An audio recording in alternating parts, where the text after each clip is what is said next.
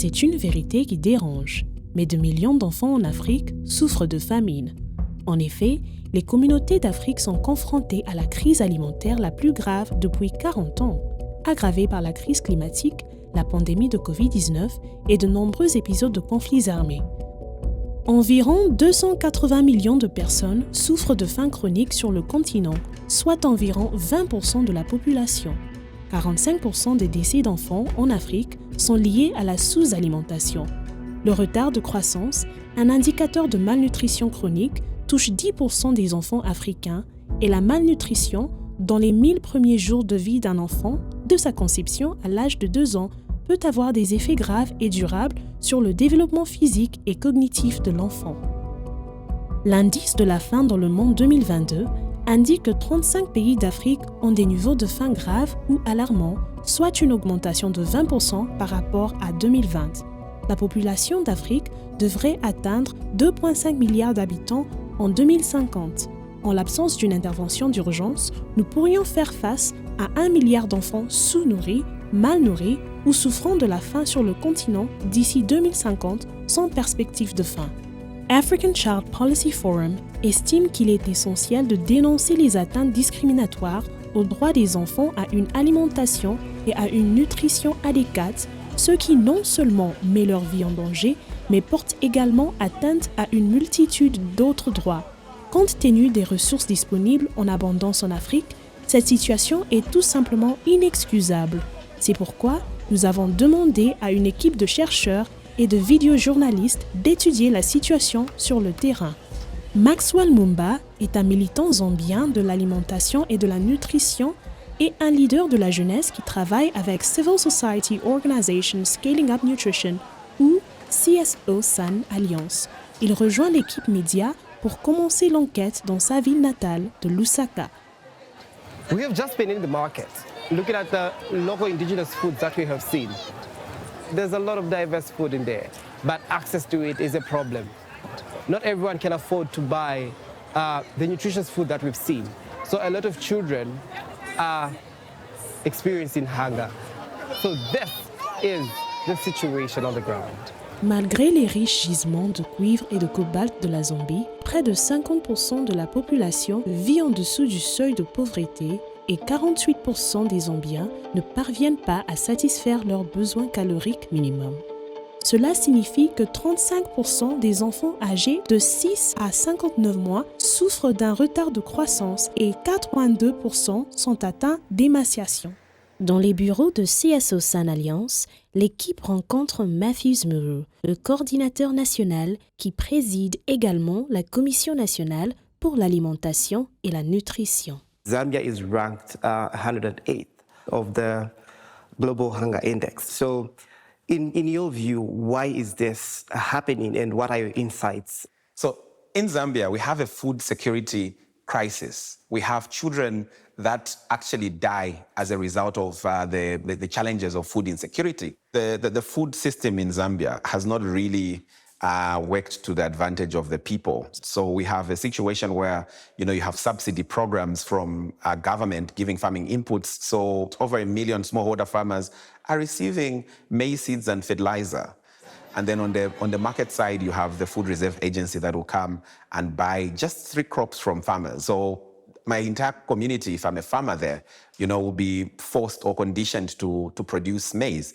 So it becomes alarming, Max. And 87% of the Zambian children are not having diverse foods frequently. You are saying 87% of all the children have the hidden hunger. Would you say the current budgets are enough allocation funds from the government to address these nutrition issues? So for us as civil society organizations, we've pushed government to say you cannot continue with the donor dependence that we've seen. No, in 2023 alone, Zambia is going to spend about 9.3 billion kwacha on the Farmer Input Support Program. Imagine what that money could do to produce food that, the country really needs, foods that meet dietary needs of the people. Les petits exploitants agricoles, qui représentent environ 90% des producteurs d'aliments zambiens, exercent la majeure partie de l'activité agricole du pays. l'équipe se rend sur le terrain pour parler à certains d'entre eux. Max, so where we're going? Yeah. Right now, we are talking about a system where government has only distributed about 50% of the farming inputs. They experience crop failure. It's a cost on government because now relief food has to be, taken to most of these places. And most of the schools in the area where we're going don't have a school feeding program. So these kids can't go to school because we don't expect them to go and spend 4 to 6 hours at school when, they're food insecure at home and they have not had a meal. So mwezi kamba timidisa mene iza kupelekani madezi yangati? Maybe for 10 days. 10 days? Nishkuliva hapo ninjala manje. Ninjala. Chamine mwana wati chachedwa kuti mushange ino time ya mainza yafika ni chiani? Chene chalenga ngakambi wetu 1 ni 10. Mbuto tulibe. Ero tu na mafetrize tukalibo peza hapa. Ingati kunalibe fisi pia mene. Mgankhala ukwanisila ku vijita vonse? Siningakwanisi. Okay. Siningakwanisi mwandine.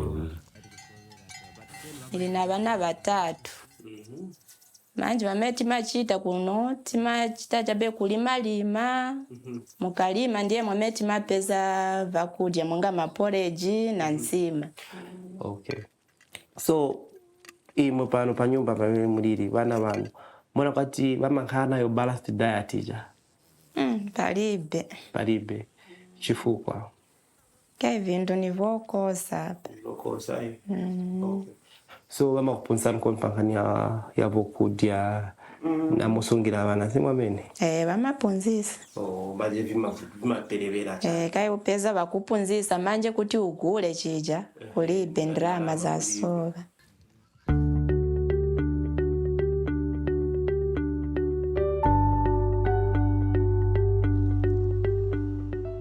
As a country, nutrition is not top priority, as reflected maybe from the national budget. Children are dying because of lack of prioritizing of nutrition programming. In a nutshell, what is required to make a real impact? So I think the most important one is mindset change. Mindset change, which should be at all levels in the communities, government programs and projects to really have children at the center. The cost of not doing anything has got a lot of implication. If you don't respond now, it means that the cost in the future of treatment and everything will be actually maybe 4 times, 5 times as high.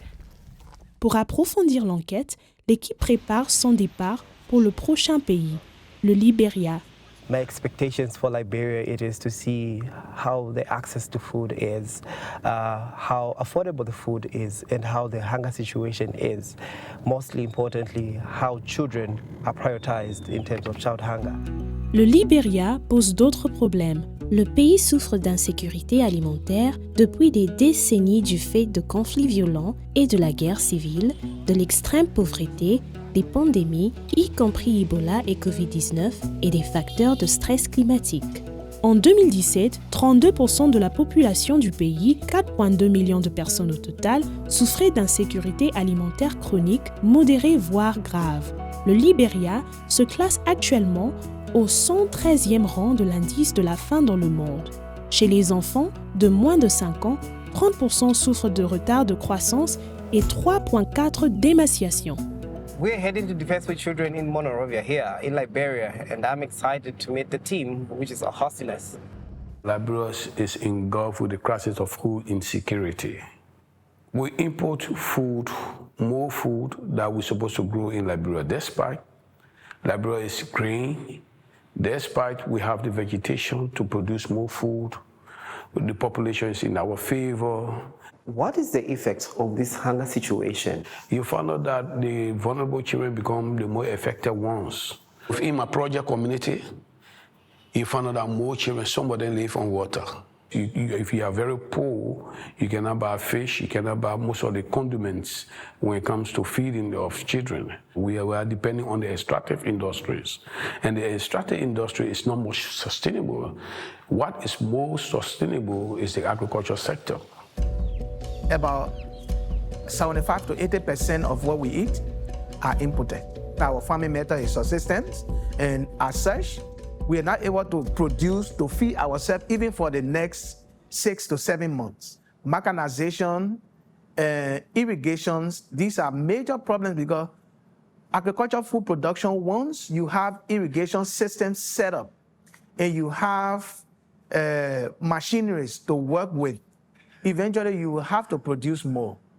Our challenge is the issue of access to finance. You've talked of community. How are we prioritizing children in this programming or bringing all these strategies together? We have organizations such as PLAN, we have DCR that have been working with children and been trying to prioritize the needs of children and what affect them, and also knowing the safety, because we don't want the event where children will be used for child labor, especially within our African context. People want to use most of their children to go and work on the farm, whereas school is ongoing. We're in Sinja Town in Liberia, and we're about to go into the community to meet the women who have agreed to meet me and have a discussion of the malnutrition problems they're facing in their community. I break wool, I break it, I sell it. Get to get, on a $5 I get, I'm gonna buy soap, food for me and my child to eat. I get it to get to her. No medicine, no food. Since morning today, I go pick green just for me to sell it for my child to eat. Because I don't want starve her. Sometimes they give me so much things. Some people then say they can't pay me. They will say to them, come here, food, say they cannot eat. And you see the way they put. In 6 years. Yeah. So in absence of all this food that you're talking, what do you give your child? That breast. That one call like 3 days, the child can be eating. So are you concerned or are you worried about you? Yeah, I worry because I said look at the condition said in Anna. Mm-hmm. Yeah.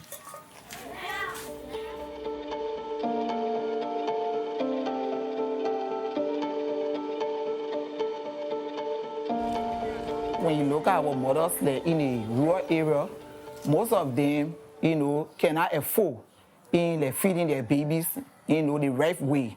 Because malnutrition starts from the uterus. Yeah.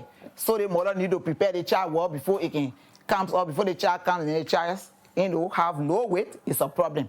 We know the children are the future leaders for tomorrow, so we don't want to see them die.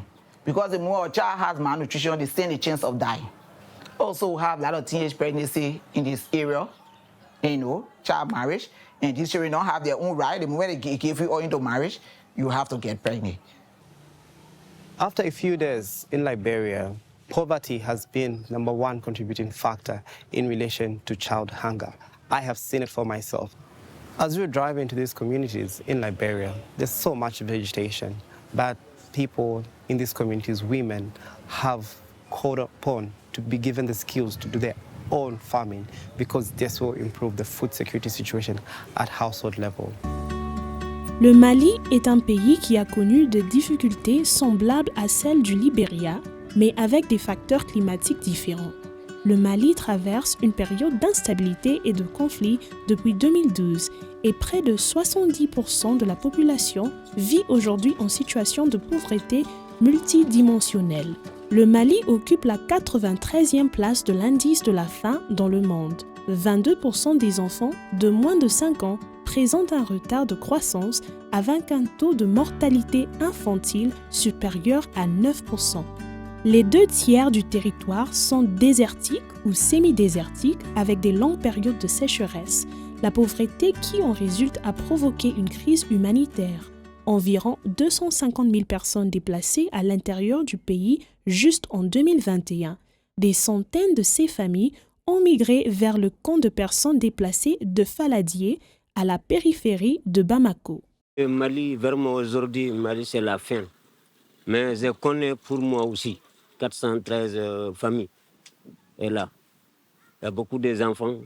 On ne parle pas de l'école. Les enfants la tombe des malades. On a faim ici. Si tu as trouvé le mange et un seul de la journée, Le Mali fait partie en fait des pays qui ont le taux de malnutrition, surtout aigu, les plus élevés.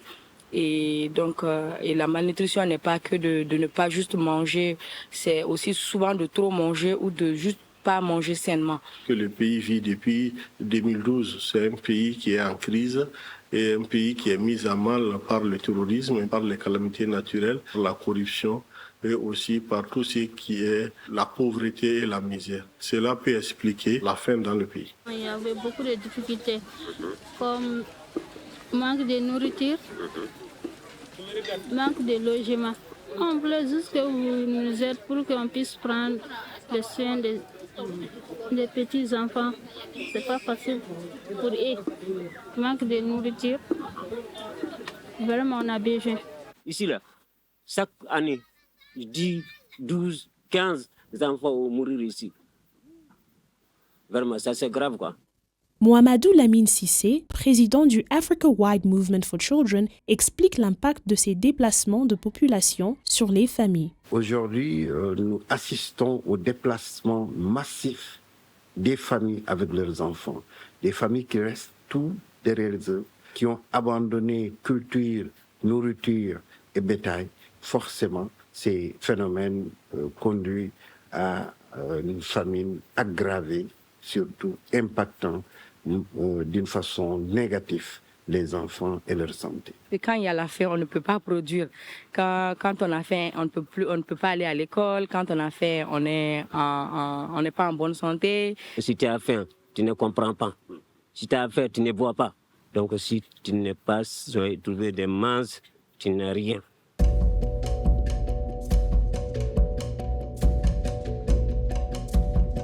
C'est notre futur, ces enfants-là. Et si nous considérons que 30 à 40% de ces enfants-là sont dans une situation très difficile qui conduit quand même à l'analphabétisme après, c'est un problème. L'autre, c'est l'instabilité sécuritaire et politique que le Mali, notre pays, traverse. Et tout récemment, le pays a connu aussi un embargo de la communauté ouest africaine et l'embargo n'a pas facilité aussi la lutte contre la famine. Les marchés là, vraiment, je ne sais pas c'est quoi faire parce que l'année 2020, 1000, ça fait 300 ou bien 250. Mais aujourd'hui là, c'est 1000 seulement et 600 francs. Pour le coût de la vie en fait qui est très cher aujourd'hui au Mali, on le sait, ce n'est pas caché. Il faudrait déjà que nous commencions à produire suffisamment au niveau national et que nous consommions aussi nos productions et surtout aussi à l'État aussi de subventionner pour faciliter en fait cette consommation là aussi aux populations. Depuis 1960, il y a eu beaucoup de coopération d'aide, beaucoup de coopération de soutien. Ce n'est pas un échec. Mais ce qui était planté a été détruit à cause de l'insécurité. On est là, on est fatigué, on a quitté un village, on est venu ici pour chercher des manges. Les gens ont fui leurs champs, ils ne peuvent plus cultiver. Ces gens-là nourrissent la campagne et la ville. Parce que tout ce que nous mangeons en ville vient de la campagne. Et si ces paysans ne peuvent plus paisiblement partir dans leur champ pour cultiver, c'est un problème. Et ça aggrave la faim. Le pays est en train de traverser un moment très difficile de son histoire et nous lançons un appel vibrant aux autorités de ce pays, leur dire qu'aujourd'hui, les plus vulnérables, les victimes de la crise sont les enfants. C'est ça, la lutte contre la faim, un groupe d'action qu'il faut réaliser pour que nous puissions nous en sortir et que plus jamais le Malien ne parle de la faim et qu'on retrouve notre nom de grenier de l'Afrique. La dernière étape pour l'équipe chargée de l'enquête est le Somaliland. Le bétail est un produit essentiel au Somaliland, représentant plus de 60% du PIB et 85% des revenus d'exportation. L'agriculture représente 15% du PIB et constitue à ce jour la deuxième plus importante activité économique du pays. Dans les années 90, une guerre civile sanglante a tué des dizaines de milliers de personnes, laissant l'infrastructure du pays en ruine. Selon l'indice de la faim dans le monde, la situation de la République fédérale de Somalie est alarmante. Plus d'1 demi-million d'enfants risquent de mourir. We're in Hargeisa, the capital city of Somaliland. This region has been highly impacted with drought year in, year out. And we're meeting the Diversity Action Network team who will take us in the community to learn about these challenges of how it has impacted the malnutrition cases in Somaliland. Diversity Action Network is envisioning a Horn of Africa that is free from poverty, hunger, malnutrition, and exclusion. Somaliland is the country which is serious in terms of child hunger. Why this, and what is your insight? This Horn of Africa, and especially in Somalia and Somaliland, the droughts are repeatedly coming back every year. And our livestock is the backbone of our economy. When drought is hit, nomads have to displace. Some children are left behind, which are putting their protection at risk. I want to learn about the challenges. What made you move to Hargeisa? way abaari way nagu soo noqnoqdeen markay nagu soo noqnoqdeen xoolihii naga madheen qof kastaba meeshii ugu dhow u tagaa marka anagu magaalada baan u soo hayaamnay abaartan u sababtay inay xoolihii naga dhamaadaan waxaanu lahayn 15 neef ariyaanu lahayn 7 lo-aadna waanu lahayn. The large part of the country is pastoralist. We don't have rivers. So people depend on rain. The climate change impact is terribly, drought used to be every 10 years, but nowadays it is every 2 years or something like that. The whole society is affected, and mostly the elder, the children, the women. When it comes to children, do they have 3 meals a day?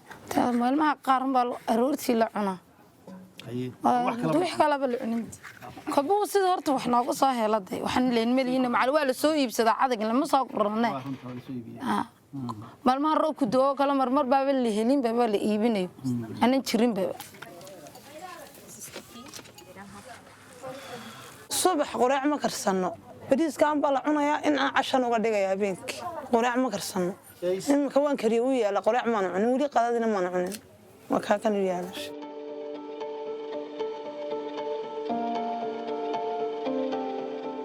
Seeing these people living in these camps, just having to buy water and just having 1 meal a day, that's for a child, that is something that really touched me. About 50% of the community are children. In Somaliland, we develop policies to protect the children, but policies need to be translated into action. To do that, we need resources, and resources are really always a very big challenge. And the only solution that we found is to make a sustainable land management project. We have trained the community, we have made some structures on soil and water conservation, some water harvesting schemes. So the families and the communities, they have benefited that one. Every society should act to preserve for their future their land. That is the only solution. African governments must make policies, strategies, and actions that will help African children, and then international community where resources are better must be also supporting. If they don't, then problem will come to their doors. The problem of somewhere is problem for everyone. In relation to what I've seen here in Somaliland of a 5-year-old girl looking like a 3-year-old girl, what comes to my mind is the cognitive development for that child, the stunting we could see in that child. At the end of the day, we're talking about leaving no one behind, and these children deserve the right to have a nutritious meal and a right to education.